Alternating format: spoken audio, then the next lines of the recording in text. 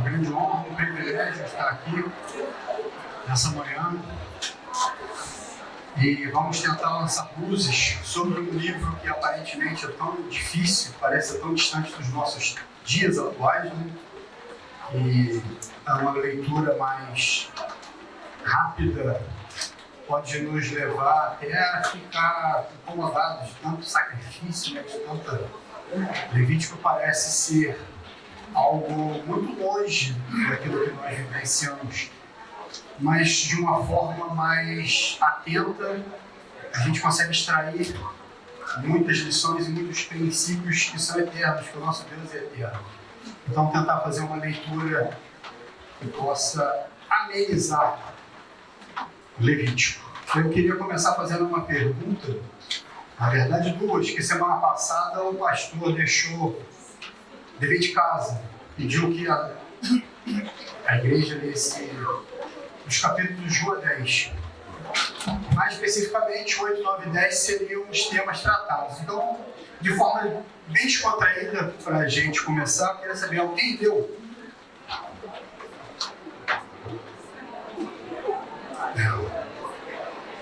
E assim, com muita sinceridade, irmãos, quem leu, entendeu o capítulo 8, 9 e 10? Quem não entendeu nada, não precisa ter vergonha, levanta a mão, por favor. Se alguém leu, não entendeu nada. Beleza, glória a Deus, eu também li, não entendi nada também. Então, assim, estamos juntos, vamos caminhar. Vamos ver se nessa manhã o Espírito Santo consegue lançar luzes aquilo que foi revelado nas Escrituras e juntos consigamos chegar a algum lugar. Bom, o tema é o sacerdócio em Levítico. E... Fernando, pode passar, por favor? Vai ficar difícil para muitos irmãos acompanhar, mas depois a igreja vai disponibilizar um link onde esse material vai ser acessado. Eu vou procurar estar fazendo a leitura para que nada seja perdido pelos irmãos. Então, aqueles que não estiverem enxergando com os olhos físicos, vão estar enxergando com os olhos espirituais. A introdução. Construindo o tabernáculo, bem como apresentadas as leis sobre o sacrifício, era o momento de se instituir o sacerdócio.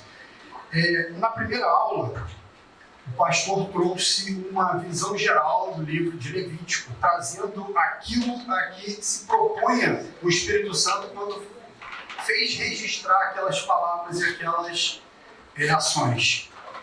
E depois o Gabriel trouxe os sacrifícios, a instituição do sacrifício. Tudo isso tem um propósito. Eu convido aos irmãos que abram suas Bíblias em Levítico capítulo 8. Vou fazer a leitura dos versículos 1 e 2 para que nós possamos inserir essa temática e contextualizar o que está acontecendo. Todos juntos? Apesar de separados? Capítulo 8 diz assim, a partir do versículo 1. Disse mais o Senhor a Moisés: Toma Arão e seus filhos, e as vestes, e o óleo da unção, como também o novilho da oferta pelo pecado, e os 2 carneiros, e o cesto dos pães ázimos.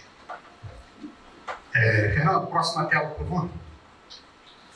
Bom, aqui Deus está se dirigindo a Arão, a Moisés, para que ele tome Arão e comece com aquelas ordenanças. Só que, primeira parte, quem é Arão e de onde Arão vem? Então, assim, eu acho que seria interessante nós introduzirmos todo aquele contexto até chegarmos nesse momento. Quer dizer, o que veio antes, que pavimentou o caminho para que se chegasse até aquele ponto.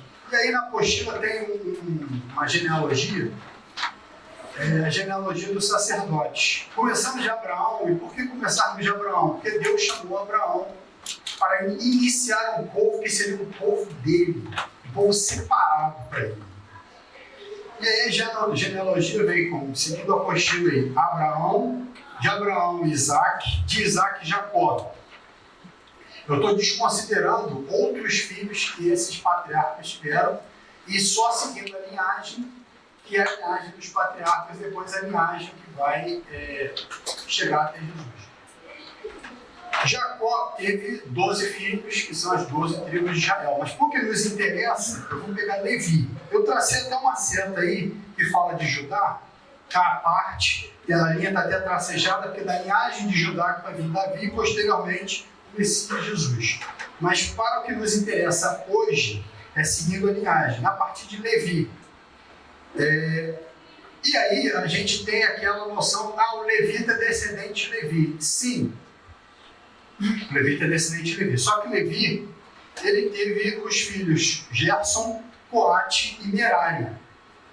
Então, da descendência de Levi, nós temos os Gersonitas, os Coatitas e os Meraritas. E todos eles, levitas, desempenhavam atribuições específicas que Números, capítulo 4, lá determina. Cada um, dentro da sua linhagem, tinha uma atribuição e uma determinação específica. Mas para o que nos interessa, a linhagem de Levi vem para Coate, depois para Amrão. Amrão teve 3 filhos, Miriam, Arão e Moisés. De Arão nós temos Nadab, Abiú, Eleazar e Itamar. Então, quando nós às vezes falamos que são os levitas, não é que esteja errado falar que os levitas, o sacerdócio levítico, os sacerdotes eram levitas. Só que fica genérico, porque é como se fosse um gênero, e nós temos que ir especificando. Na verdade, atuavam como sacerdote apenas aqueles que eram da descendência de Arão. O sacerdócio é arônico. Os outros levitas atuavam, mas o sacerdócio não passava por eles. Por isso eu tive a intenção de fazer essa linhagem, para que nós possamos, às vezes, são detalhes que passam desapercebidos, mas que, numa eventual leitura, pode causar confusão. Mas ele é coatita, ele não era levita? Não. É uma linhagem, e aqui agora nós temos essa dimensão. Aliás, o sacerdócio passa por Arão. Arão vai ter 4 filhos. E quem era Arão? Fernando, próximo pergunta. Quem foi Arão? Bom, Arão era o filho mais velho de Arão, da tribo de Levi, como está aí colocado na apostila. Ele era 3 anos mais velho que seu irmão Moisés. Arão e Moisés eram irmãos unidos e tiveram relevância incrível. Arão era o porta-voz de Moisés durante o Êxodo. Quando nós vemos o livro do Êxodo, vamos ver que as intercessões que Moisés está fazendo, ele sempre está acompanhado do irmão. Na verdade, quem falava era o irmão. Porque Moisés tinha um problema lá de dicção, tal, não sei, mas pelas dificuldades, era Arão que era a pessoa que era o porta-voz, que era quem falava. Arão tinha muita desenvoltura no falar. Bom, aspecto negativo. Tinha que ter um aspecto negativo, né? Como Arão era um ser humano, ele tinha que errar. Era a natureza. O aspecto negativo foi que ele fez o bezerro de ouro. Naquele episódio em que Moisés está com o Senhor, no alto do monte, e o povo se revolta e Arão é omisso em que o bezerro seja feito. Ele não toma uma atitude enérgica de impedir que aquilo tudo acontecesse. Só que a misericórdia de Deus é tão grande que, apesar do erro dele, ele foi chamado para ser sumo sacerdote. Então isso diz para nós que erros que nós venhamos a cometer, se nós verdadeiramente nos arrependermos, o Senhor é fiel para nos perdoar. É a graça. E tem gente que diz que a graça está só no Novo Testamento, ela permeia toda a palavra, que a palavra é única. Bom, com o tabernáculo construído, ele seria o primeiro sumo sacerdote de Israel. As orientações do tabernáculo estão lá no finalzinho do livro de Êxodo. E ali tem a descrição de como o tabernáculo deveria ser construído, o que deveria ter, de como as coisas deveriam ser, das vestes sacerdotais, como elas deveriam ser construídas, instituídas, de tudo. Deus é um Deus de detalhes. Ele mesmo detalhou tudo conforme ele queria que fosse da vontade dele. Então, assim, lá no finalzinho do livro de Êxodo, parece até ser chato, de leitura, um monte de regra, um monte de enumeração de condutas a serem adotadas, mas isso nos revela o Deus cuidadoso que nós temos, que o cuidado de Deus, você vê cada detalhe, cada coisa mínima, Deus sempre com preocupação em cuidar de cada coisa. Bom, aspecto positivo, ele foi um homem escolhido por Deus.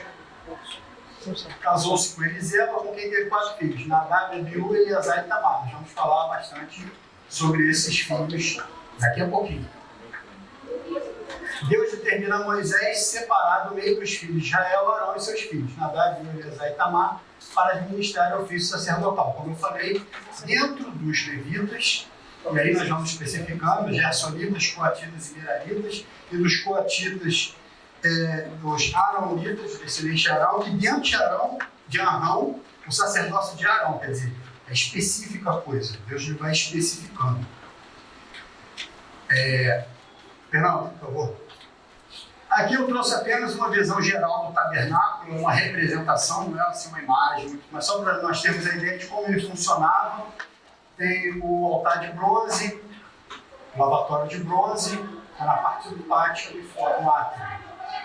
E aí, quando a gente entra, você tem a mesa dos pães da proposição, o candelabro de ouro e o altar de incenso no lugar santo.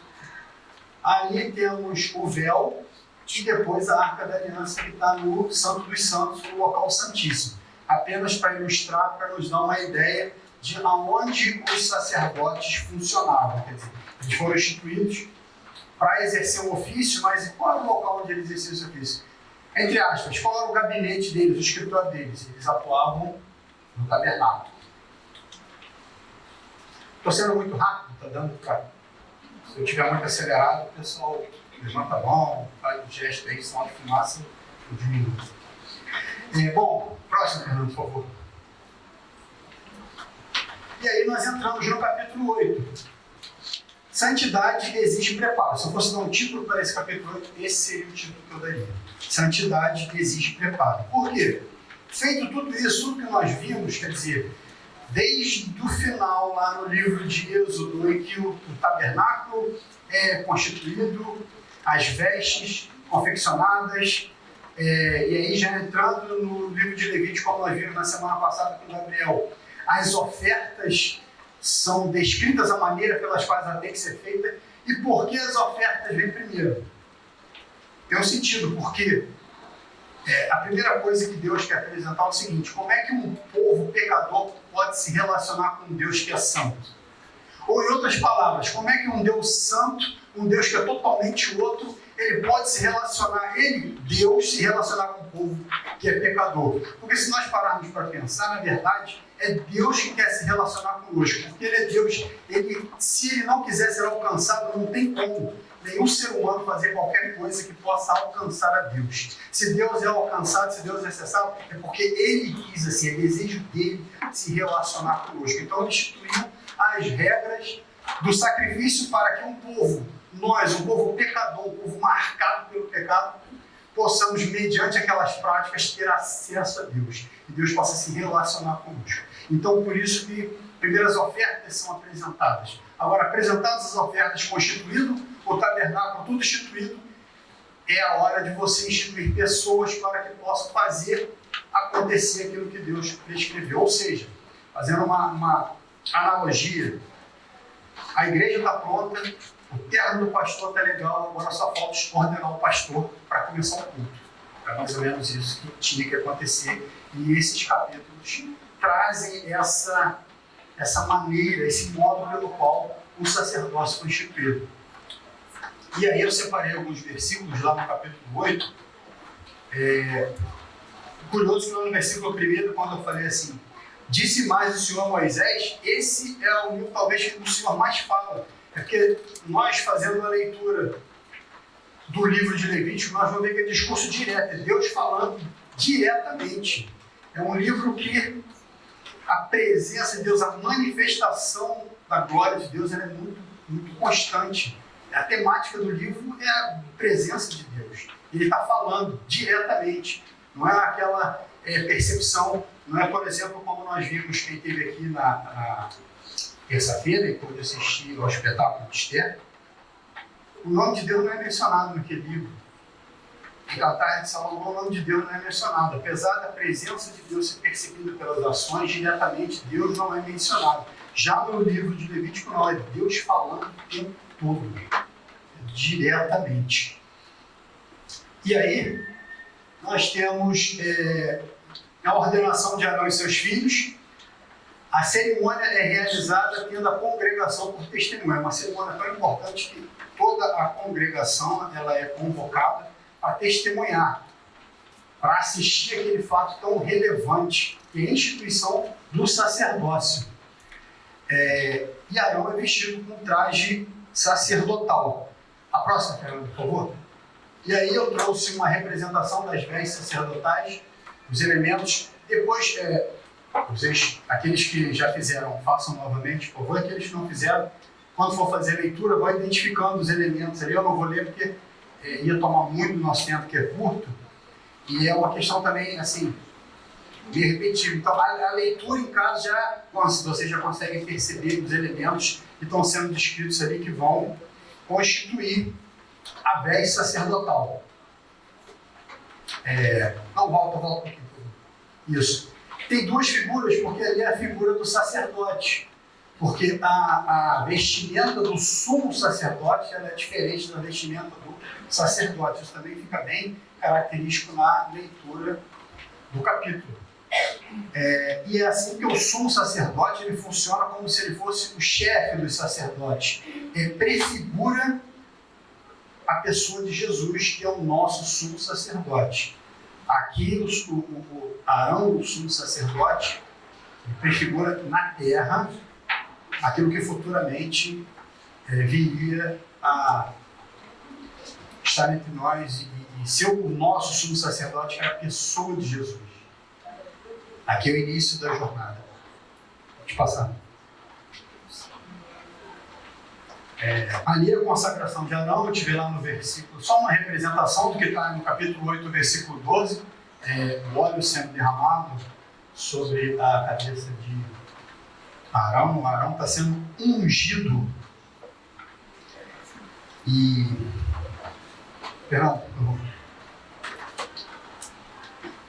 Continuando. Bom, depois disso, nós vamos ver a partir do versículo 14 que tem as ofertas pelo pecado de Arão e de seus filhos. A partir do versículo 18, o carneiro do holocausto. Arão e seus filhos oferecem uma oferta queimada, como tem na apostila, vão acompanhando aí, por favor. E do 22 ao 30 são as ofertas de consagração. O interessante, quando nós vamos ver, essas ofertas aqui eu estou só mencionando, porque isso foi tema da semana passada, está bem esclarecido na apostila e tal, quais são os tipos de oferta. O capítulo 1 ao 7 de Levítico, quando ele trata das ofertas, ele faz essa descrição. Então, aqui eu só estou mencionando as ofertas, mas elas já estão elencadas no material que foi disponibilizado, só para a gente ganhar tempo. Então, nós vemos lá a oferta pelo pecado, a oferta queimada, que é o holocausto, e no 22 ao 30 a oferta da consagração. O que me chama a atenção, como eu coloquei na apostila, é que elas são muito semelhantes a ofertas pacíficas, e Moisés ele tem uma atitude específica aqui, né? Ele coloca na orelha direita, o sangue na orelha direita, no polegar da mão direita e no polegar do pé direito. Ficou repetido polegar do polegar do pé direito. Representando aquilo que era para o sacerdote naquela época, mas que funciona para a igreja hoje. Isso é atual. A lei não foi revogada, nem está defasada, não. É que nós temos que ouvir e obedecer a palavra de Deus. Isso é dever do crente hoje, como era 3.500 anos atrás. No polegar da mão, para desempenhar o serviço e as ordens de Deus, porque nós viemos para servir. E no pé é para andar nos caminhos do Senhor. Nós temos que andar em santidade. Aliás, a temática desse minicurso é a santidade. E nós somos chamados para nova criatura em Cristo, andarmos em santidade. A novidade de vida que o Senhor Jesus nos apresenta é estarmos em santidade para que haja comunhão. Então, essas coisas são atuais. E aí nós vemos lá que depois disso, Arão e seus filhos tiveram que permanecer 7 dias se consagrando. No próximo, Então, aqui só um resumo da consagração. Consagrar significa dedicar uma pessoa a algo ou a Deus. Um resumo, Moisés, o que ele fez? Resumindo esse capítulo.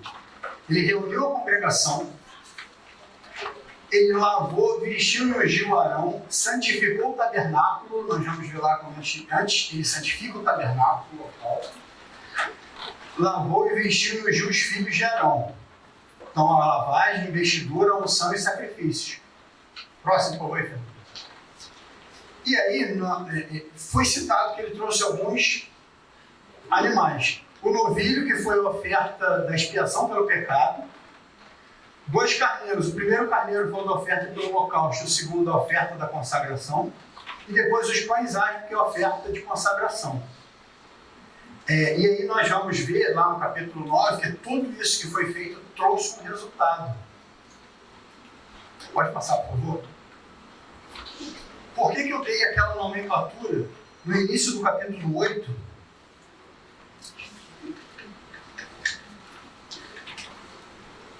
Existe preparo. Santidade existe preparo.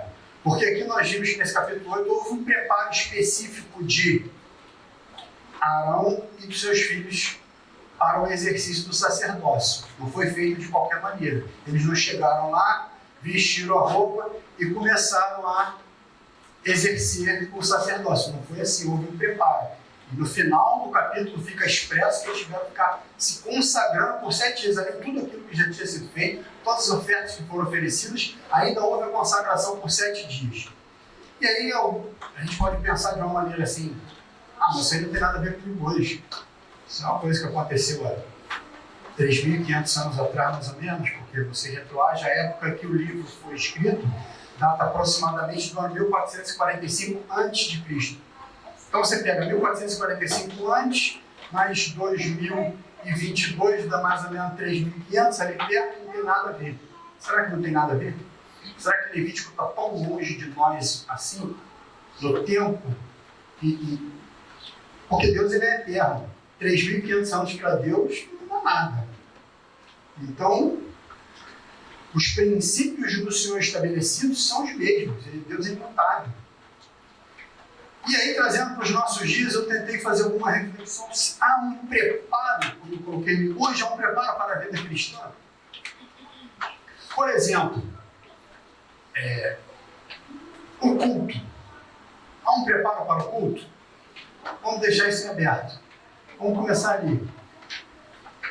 Por exemplo, um homem que gosta de futebol. Aqui tem muitos irmãos, né? A maioria são irmãs, mas tem muitos irmãos. Normalmente, tem irmãs que gostam de futebol também, mas normalmente é uma coisa que mais o homem é que gosta. Então, se nós fôssemos seguir o time de futebol de Levítico, todo mundo seria santista.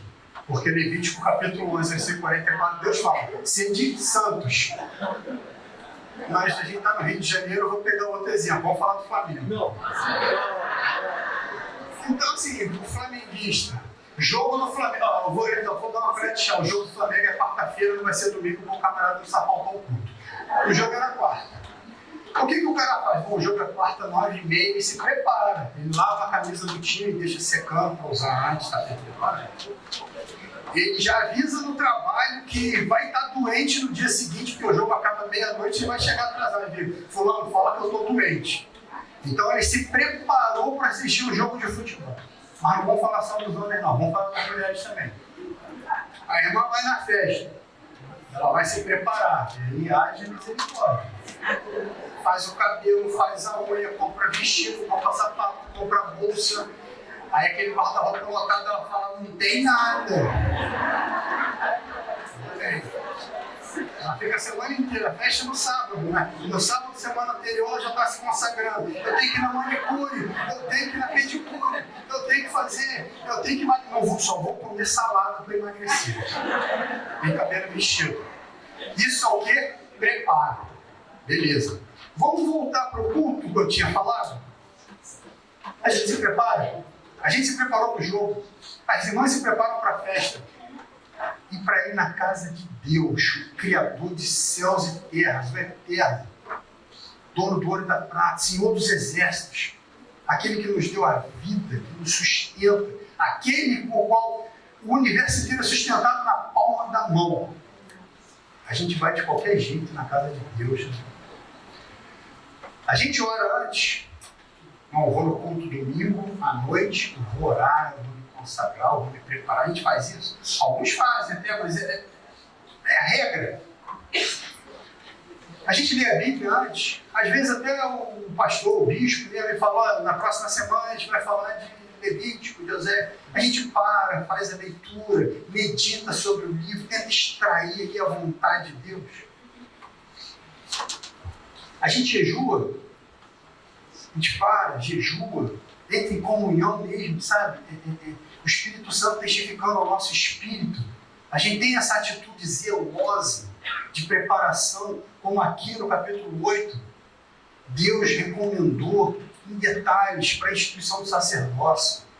A gente tem essa postura diante do Senhor, a gente vai de qualquer maneira para o culto. Então eu pergunto, o Levítico está desatualizado? O Levítico está fora de contexto? A realidade é tão longe assim? O que está acontecendo hoje? Que tipo de vida cristã a gente está levando? Estamos em santidade mesmo? Bom, essa ideia que está no capítulo 8, Fernando. E aí nós entramos no capítulo 9. O capítulo 9 ele é curtinho, não vou tecer muitos detalhes não. Se eu fosse dar um título, eu diria: santidade exige prontidão para o serviço. Próximo aí, Fernando, por favor. Bom, e aí essa tabela que está na apostila, ela está com um pequeno erro e deveria ter ficado dessa forma que está aqui. Porque as ofertas que Arão apresentou, Arão apresenta a oferta por si, um bezerro, que é a oferta de purificação, e um carneiro, que era o holocausto. E aí eu acho até que está legal. Só que depois as outras ofertas são pelo povo. E aí deveria ser um bode para a purificação, um bezerro mais um cordeiro, que seria a oferta queimada, um boi mais um carneiro, que era uma oferta pacífica, e a oferta de cereais misturada com azeite. Repito, essas ofertas, esse tipo de oferecimento, de sacrifício, já foi detalhado anteriormente. Então depois, vocês até pegam a apostila, pegam a Bíblia, dão uma lida para entender exatamente isso aí, como está descrito. Depois de uma semana, eles ficaram uma semana se consagrando, no final do capítulo 8. Depois disso, Moisés chama Arão, e aí Arão já está plenamente aprovado como sacerdote. Quer dizer, Arão agora vai começar a agir enquanto sacerdote. O sacerdócio começa efetivamente. Do versículo 8, lá no capítulo 9, do versículo 8 até o versículo 21, e aí Arão iniciando seu ministério. Ele faz as ofertas determinadas e Arão vai e abençoa o povo. Nos versículos 22 a 24, a glória do Senhor vai aparecer a todo o povo e vai consumir o holocausto, sinal que Deus havia aceitado que fora feito. Nós vemos que,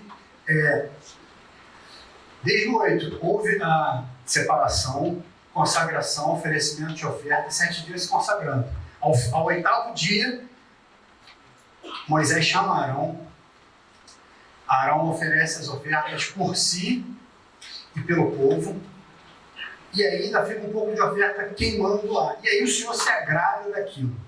O se agrada, vem e consome aquela oferta. E o povo, como está dito aí, o povo cai em reverência diante da grandeza e da santidade de Deus.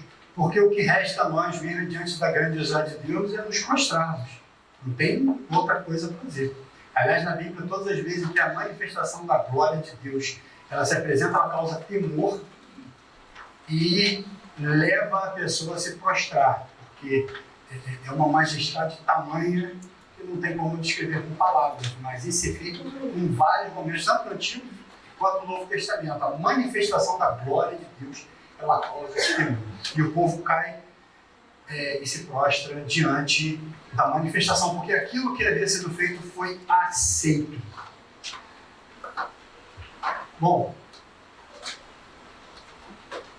o capítulo 9, então, por ti, basicamente é a consumação do que tinha sido iniciado no capítulo 8. É o fechamento ali. E aí nós entramos no famigerado, famoso, conhecidíssimo capítulo 10. Todo mundo, esse capítulo 10 que suscita maiores emoções, né? Bom, se eu fosse dar um título para esse capítulo 10, seria Santidade exige reverência. Reverência desse capítulo 10. A próxima, por favor. Aqui eu trouxe apenas uma ilustração do juízo sobre Nadab e Abiú, ali eles sendo queimados. Talvez seja essa a maior ilustração, a coisa que mais chama a atenção nesse livro. Pode passar, por favor. Bom, e aí nós vemos no capítulo 10, de uma maneira geral, sem fazer a leitura aqui, Nadab e Abiú levaram fogo estranho diante do Senhor e foram mortos. Aí a Bíblia vai dizer que eles colocaram no incensário deles fogo que não tinha sido ordenado. Fogo estranho. E aí o Senhor os consumiu. Eles foram queimados.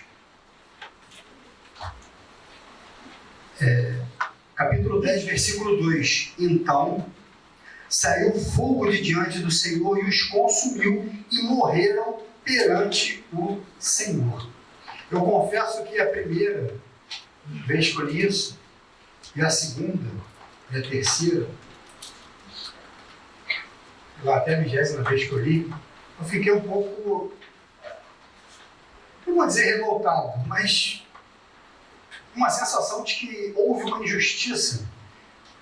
Poxa, Deus precisava matar aqueles dois camaradas, eles só pegaram um fogo estranho e já vamos ver em que pode consistir esse fogo estranho, porque a Bíblia não esclarece exatamente, mas dá algumas dicas, então nós vamos ver quais são essas dicas. Mas antes de entrarmos especificamente no que vem a ser o fogo estranho, a questão é: Deus matou os dois sacerdotes filhos de Arão, porque eles fizeram o que não havia sido ordenado, eles levaram fogo estranho.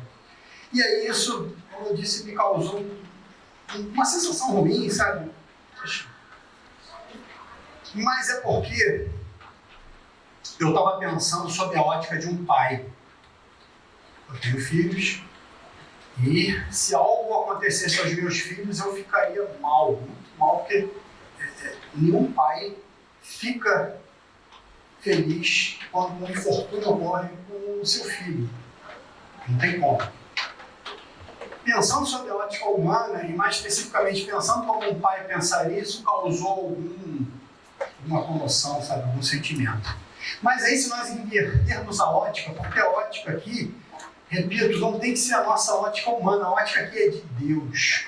Levítico é um livro que, a primeira palavra Levítico fala de todo mundo, santidade. Sim, mas a santidade é um fim em si mesmo? Não. A santidade visa relacionamento. A santidade é o meio pelo qual nós temos a possibilidade de nos relacionarmos com Deus. A santidade vem por isso. Porque Deus é uma pessoa, diferente dos deuses com D minúsculo dos outros povos que havia nessa época, imagens, estátuas. O nosso Deus é uma pessoa, e com pessoa nós nos relacionamos. Só que você não pode chegar diante de um Deus e se relacionar de qualquer forma. Então existem as regras, e Levítico é isso. As regras de como se relacionar com Deus. Então, sob a ótica, não a nossa, mas a ótica dele, de Deus, Deus é santo, santo e santo. A santidade de Deus não consegue conviver com o pecado.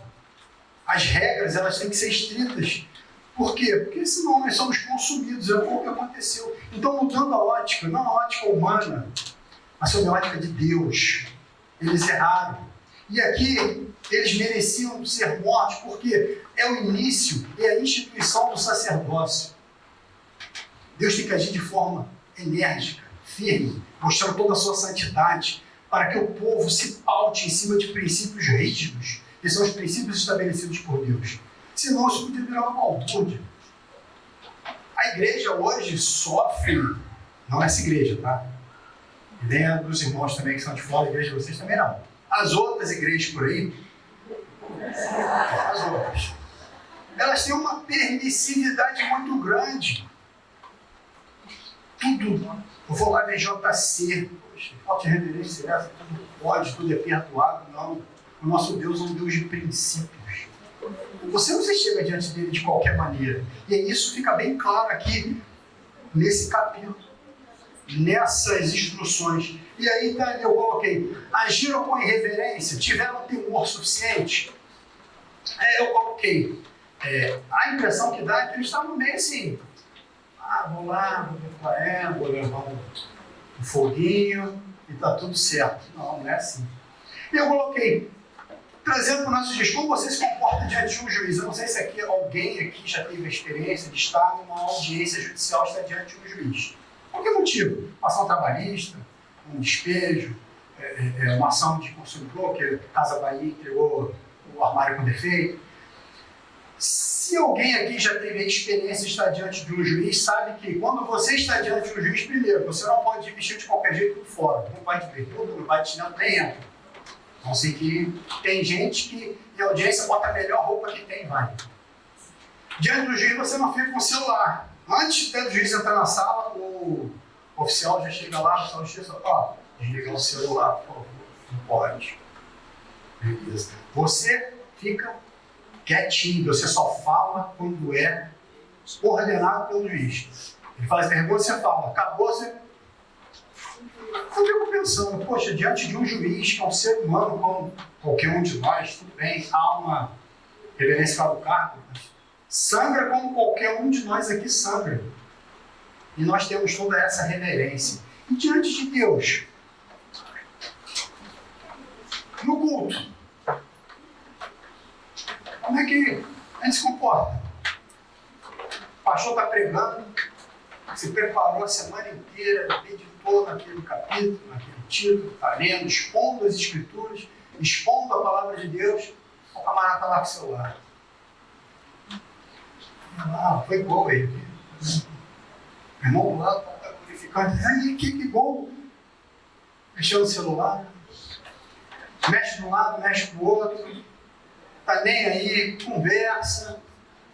Ao final do culto, você pergunta como é que foi o culto. Gostei não. Tá, mas o pastor pregou o quê? Sei não. Tu não abriu a Bíblia? Eu li, eu estava lá, eu li. Foi o quê? Não sei. Hoje, a igreja, como eu falei, não é assim não de vocês, as outras, falta essa reverência, falta esse comprometimento. As pessoas, elas vão para a igreja e a mentalidade é assim, eu vou lá para o culto. Aí quando termina, não gostei do culto, não gostei do louvor, não gostei da palavra, não gostei do banco, não gostei a versão da Bíblia era Almeida atualizada, eu queria a NVI, não gostei de nada. E a gente esquece que nós é que prestamos o culto ao Senhor. O culto não é para me fazer ficar feliz. O culto não é para encher, massagear o meu ego, sair lá andando nas nuvens. O culto é para que eu me apresente como um sacrifício vivo diante do Deus Todo-Poderoso.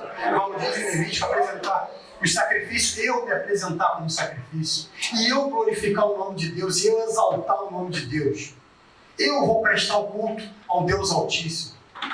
Não é o contrário, eu não vou lá para ficar felizinho, pelo contrário, eu vou para ser machucado pela palavra. A palavra tem que machucar. Se a gente está indo para a igreja e está escutando só água com açúcar, massagem de ego, tem alguma coisa errada. O evangelho é confronto. O evangelho é pegar a nossa natureza pecaminosa e estampar o nosso erro assim diante da gente, para que nós venhamos a ficar constrangidos. Sabe, a Bíblia fala, a santidade de Deus constrange. E nós temos que nos sentir assim, ao sair do culto, ao sair da presença. Porque ir para o culto é invocar e clamar o nome de Deus. E sentir a presença dele no local. Isso tem que machucar. Sabe, assim como feriram a Cristo naquela cruz e colocaram aquela coroa de espinhos, aquilo machucou, a gente tem que ser machucado, sangrando, confrontado pela nossa natureza pecaminosa. É isso que tem que acontecer. Isso é palavra, o evangelho é isso. Mas não está acontecendo isso. Então eu pergunto, Nadab e Abiú estão tão longe assim da nossa realidade? Essa irreverência que eles apresentaram há 3.500 anos atrás tem nada a ver com o dia de hoje? Não, isso aí tem nada a ver, isso é pré-história. Será? Esse livro está desatualizado, a mensagem está desatualizada, a igreja hoje.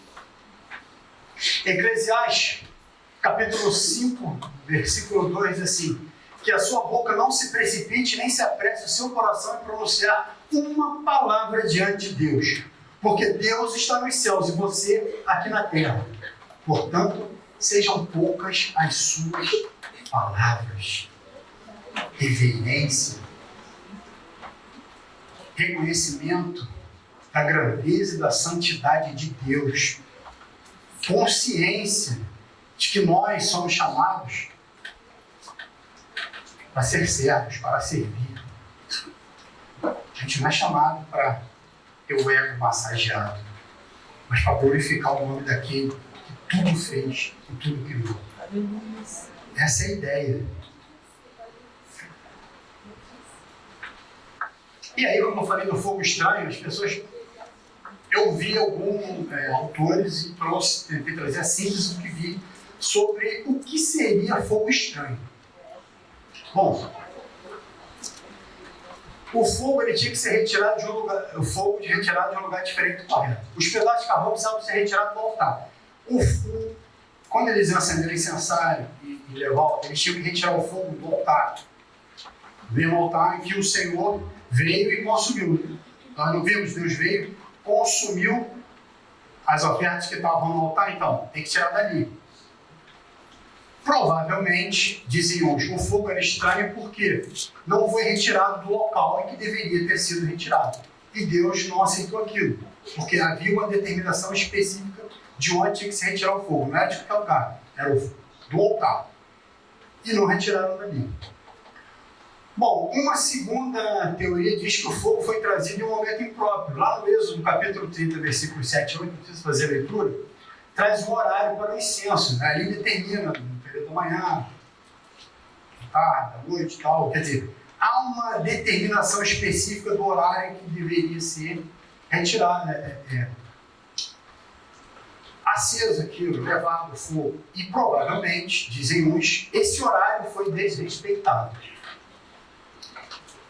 E uma terceira teoria que eu vi para o que vem a ser esse fogo estranho é que Nadab e Abiú estavam bêbados quando oficiaram no tabernáculo. E aí, mas bêbado? De onde é isso? Bom, o próprio texto dá a dica. Porque em seguida isso, vem Deus, capítulo 10, versículo 9, e fala assim: vinho ou bebida forte.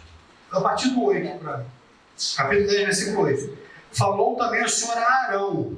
E olha que é curioso que aqui Deus fala com Arão. Até então Deus falava com Moisés e Moisés falava com Arão. Ou quando falava, Moisés estava na presença. Agora não, é Deus falando com Arão diretamente. Venham bebida forte, tu e teus filhos não bebereis quando entrardes na tenda da congregação, para que não morrais. Estatuto perpétuo será isso entre as vossas gerações. E Deus está dizendo, olha só, viu bebida forte? Não tome quando entrarem aqui na presença. Por que Deus estaria dando essa determinação logo em seguida ao que ocorreu? Dizem uns, porque eles teriam entrado na presença, levado esse fogo alcoolizados. Então, Deus dá essa ordenança. Olha só, aconteceu, matei, que não aconteça mais. Isso é estatuto perpétuo. Então, diz alguns que essa seria a causa da morte de Nadab e Abiú. E aí fica ao gosto do cliente, qual a teoria que vocês acham que faz mais sentido. O que importa é que temos que ter reverência diante da santidade de Deus e temos que andar em santidade. Não importa a forma que você vai escolher, a reverência é que é a essência do que está sendo tratado. Fernando? Bom, e aí nós temos aqui, houve a forma que Deus prescreveu para se relacionar. Por quê? Porque somos um povo marcado pelo pecado. E Deus não compactua com o pecado. A santidade de Deus não é incompatível. Então Deus prescreve a forma em que as pessoas podiam proporcionar expiação pelo pecado e estar na presença de Deus. Beleza. Foi instituído o sacerdócio. Beleza. Só que, e hoje? Hoje não. Hoje nós temos um sacerdócio superior, que é o de Cristo. E ali, eu coloquei a revelação de Deus, ela é progressiva. Porque e essa é uma frase extremamente repetida, né? A revelação progressiva. Bom, se Deus fosse revelar o que Ele tem para revelar de uma vez só, ninguém entenderia nada. Por quê? Como eu falei, Deus é inalcançável, inatingível. A sabedoria e a grandiosidade de Deus não pode nem ser percebida pela mente humana. Então não tem como. Deus é didático. Ele vem de forma progressiva se revelando. Ao longo do Antigo Testamento ele vem se revelando. Nos Evangelhos revela a pessoa de Jesus. Atos dos Apóstolos revela a pessoa do Espírito Santo. E aí Deus vai se revelando. E à medida em que nós vamos tomando consciência da revelação de Deus, a gente vai entendendo melhor o propósito. Então, Levítico, ele é a sombra que se revela plenamente em Hebreus. Não é especificamente o foco, tá? Aqui, mas só para lançar luz que Levítico é uma sombra. As coisas que aqui acontecem é para você instruir um povo que, veja, aquele povo, Deus tratando, ele ficou 400 anos no Egito. E a questão também é que o povo foi escravizado. Aqui o tema principal é, esse povo estava mergulhado dentro de uma cultura idólatra. E como é que você tira de uma pessoa 400 anos de idolatria? Porque o que esse povo conhecia era idolatria. É a mesma coisa, como é que você tira dentro de um recém-convertido as coisas que ele fazia no mundo? É gradativo. A revelação é progressiva. Então o camarada está no mundão, se converteu, você vai querer santidade plena no dia seguinte, não dá, é um processo, ele vai ter avanços e retrocessos. Até que a obra do Espírito Santo venha a se confirmar, se aperfeiçoar. Porque é da nossa natureza. Próximo. E aí eu trouxe uma ilustração, sem querer dar spoiler, eu entrar na matéria do pastor, que vai vir depois. Mas o que eu quis tratar com aquilo? Ali é o local santo, nós temos os elementos ali, né? A mesa dos pães, o candelabro. Ali nós temos o véu e atrás ali o local santíssimo, onde está a arca. O sacerdócio na antiga aliança, ele era baseado na mediação. Mediação. Pode passar a próxima. Já o sacerdócio em Cristo, nós não temos a mediação. Aquele véu, eu coloquei, há uma relação especial do sacerdócio levítico e sacerdócio cristão. O sacerdócio levítico do Antigo Testamento, estabelecido em Arão. O sacerdócio cristão do Novo foi estabelecido em Cristo, segundo a ordem de Melquisedeque. E aí, depois, vocês façam a leitura, o livro de Hebreus discorre sobre isso, a figura de Melquisedeque, o sacerdócio de Jesus superior ao sacerdócio arônico. A próxima, por favor. Por quê? No sacerdócio arônico, como nós vimos ali aquela foto, o sumo sacerdote era o único que tinha autorização para entrar na presença de Deus, entrar no Santo dos Santos. O pastor vai tratar daqui a pouco. E assim mesmo uma vez só cada ano. No sacerdócio de Cristo, quando Cristo vem e aperfeiçoa essa obra que iniciou aqui em Levítico, isso aqui é o começo, é o início. Sabe quando vai ver filme? A trilogia, o primeiro filme, então. Esse aqui é o primeiro filme. Lá na frente, em Cristo, nós vemos a consumação disso. E aí o véu, quando Cristo está sendo crucificado, o sangue verte na cruz, o véu se rasga. O que é essa figura do véu se rasgando? Acabou esse sacerdócio de intermediação, ou de mediação.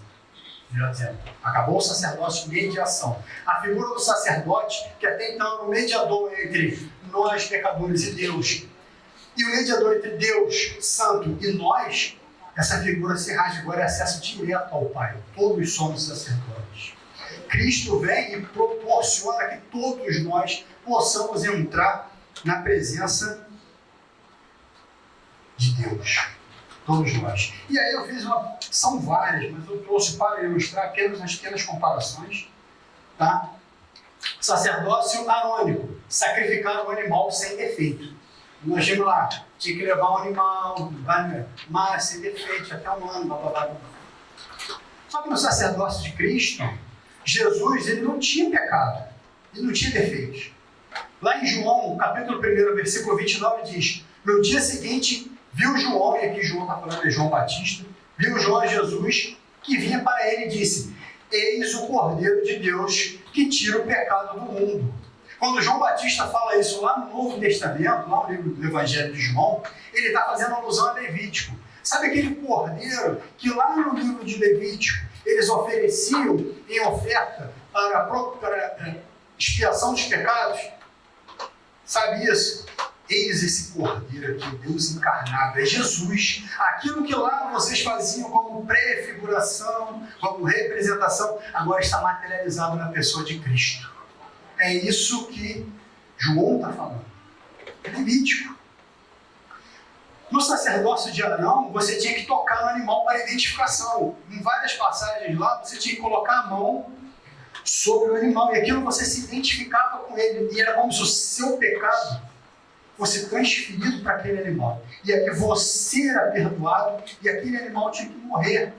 Ele morria em seu lugar. Ele morria no meu lugar, morria no seu lugar, morria no nosso lugar. Por quê? Porque o salário do pecado é morte. Éramos nós que tínhamos que morrer. Mas aquele animal morre em nosso lugar. E isso sobe com aroma agradável para Deus.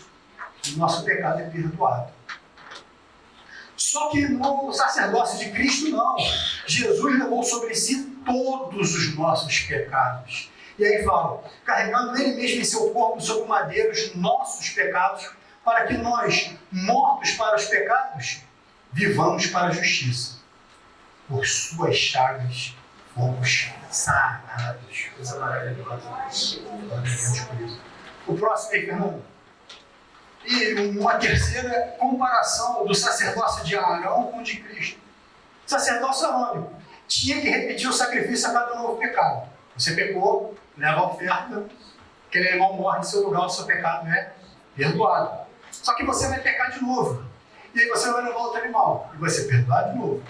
E vai pecar de novo, e vai perdoar de novo. E é um ciclo que não tem fim. Por quê? Porque nós somos pecadores. A nossa herança que Adão deixou para nós é o pecado, a gente vai pecar. Só que vem Jesus e faz um único sacrifício que foi eficaz, dando Ele mesmo como oferta para Deus. E aí diz a palavra lá em Hebreus capítulo 10, versículo 12: Jesus, porém, tendo oferecido para sempre um único sacrifício pelos pecados, assentou-se à destra de Deus. O sacrifício de Jesus ele é tão completo, tão pleno, tão aperfeiçoado, que agora não há mais a necessidade dessa transferência, de ficarmos constantemente tendo que oferecer animais em sacrifício, de nos identificar com o animal para que o animal fique com o nosso pecado e nós venhamos ser perdoados. Agora em Cristo todos os nossos pecados são perdoados.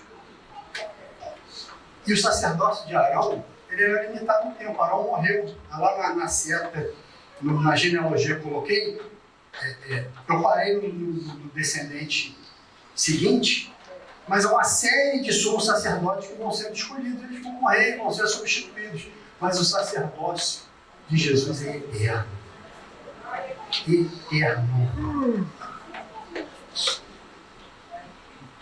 Bom, para terminar, porque o tempo não permite que nós avancemos mais, eu estou até estourando o tempo, a já está olhando ali. Duas perguntas para reflexão. Existem levitas, ou seja, sacerdócio levítico hoje, mais especificamente, que é um tema recorrente. Aqueles que tocam nas igrejas são levitas, e a gente fica pensando, existem levitas hoje? Bom, sacerdócio levítico existe hoje, porque é comum nós vermos principalmente os músicos, né? Sou levita, ministério de louvor, estamos juntos. O pessoal de levita, o louvor é animado, né? Peitinho estofado, garganta sem que pampa, tá louvando, beleza. É correto isso? Porque quando nós vemos aqui, os levitas eles tinham um propósito específico, como foi falado, isso tudo é sombra. O levita, ou ele era o sacerdote, ou ele funcionava ali no tabernáculo, auxiliando o sacerdote, porque o sacerdote só podia ser da casa de Arão. Todos os outros, eles não eram sacerdotes, estavam oficiando ali. E os levitas eles exerciam várias funções no tabernáculo. O pessoal pode associar muito a música. Nem era nessa época comum a música. Nós vamos ver o ministério do louvor mais explícito em Davi. Davi constrói até vários instrumentos. Davi era criativo, né? Gostava de fazer e tal. Chegava junto. E Davi criou vários instrumentos e institui, quando tem a questão de estar preparando o templo, ele institui e aproveita os levitas que já estão ali funcionando junto ao tabernáculo, para que quando fosse para o templo, eles exercessem esse ministério de música. Então assim, parar para pensar, o pessoal que toca, que canta, ser levita, não faz muito sentido. Faria mais sentido o levita se associar a um diácono, que é aquele que está prestando auxílio. Não é assim uma correspondência. Até porque, vamos pensar, no tabernáculo, tinha quem ficava ali na entrada e tal, porteiro. Eu nunca vi porteiro se dizer um levita. Fala aí, porteiro, eu sou levita. Nunca vi, eu só vejo tal louvor. Mais ainda, tinha os pães lá da proposição, lá que ficavam na mesa dos pães, e eles tinham que ser renovados, o pessoal comia. Eu nunca vi um padeiro se dizer um levita. Não sei se alguém já viu. Eu faço os... Porque você tinha lá no tabernáculo o padeiro que fazia os pães. Então hoje eu nunca vi. Você é padeiro? Não, eu sou levita. Faço os pães. Nunca vi. Eu só vejo o pessoal do louvor. Isso é mais uma vaidade das pessoas do que ordenação bíblica. E a gente traz para dentro da igreja, muitas vezes, questões que estão no mundo. Eu tenho que ter título, eu tenho que ser reverenciado, eu tenho que ser exaltado porque eu canto muito. E você quer atrair para você glórias que são de Deus, não a sua. Você canta, beleza, foi um dom que Deus te deu para que Ele seja louvado e exaltado. Não é para a sua honra pessoal. Tem talento, canta. Beleza, ninguém quer ser servo hoje em dia. Ninguém quer ser ovelha. O que você é? Eu sou ovelha do rebanho de Cristo, ninguém diz isso. Não, eu não sou diácono, não, eu sou presbítero. Não, essas funções estão instituídas biblicamente. Mas as que não são? Não, eu sou professor da escola bíblica. Você é ovelha? Não. Eu sou auxiliar do cara que ajuda no bebedouro. Não, é ovelha, gente. A gente está aqui para ser ovelha, nós estamos aqui para servir, apresentar o nosso corpo e a nossa mente, o nosso espírito como um culto agradável a Deus, que Ele só para nós agradável. Não é titulação. E outra observação, precisamos de sacerdote hoje, à luz do sacerdócio levítico. Quer dizer, hoje, precisamos de uma pessoa que seja a mediadora entre nós e Deus.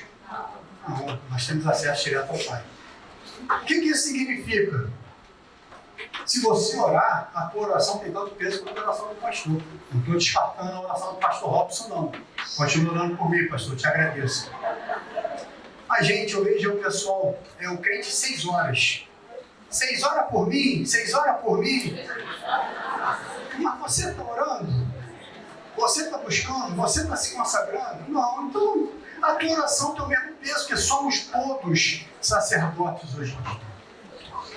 Então eu queria encerrar agradecendo a paciência e a atenção de vocês e dizendo que a santidade, tal como estabelecida em Levítico, tal como prescrita pelo Senhor, se nós formos parar para pensar, até pelos exemplos que nós vimos, ela vai muito além dessa nossa relação no culto de nos consagrar, de orar, buscar Deus. Ela impacta todas as áreas da nossa vida. Em tudo aquilo que nós fazemos, nosso relacionamento com o próximo, nosso relacionamento com o nosso local de trabalho, tudo, a santidade tem que ser o nosso norte. Porque é isso que Deus espera de nós. Somos ovelhas de Cristo. Amém? Amém. Glória a Deus por isso. Muito obrigado.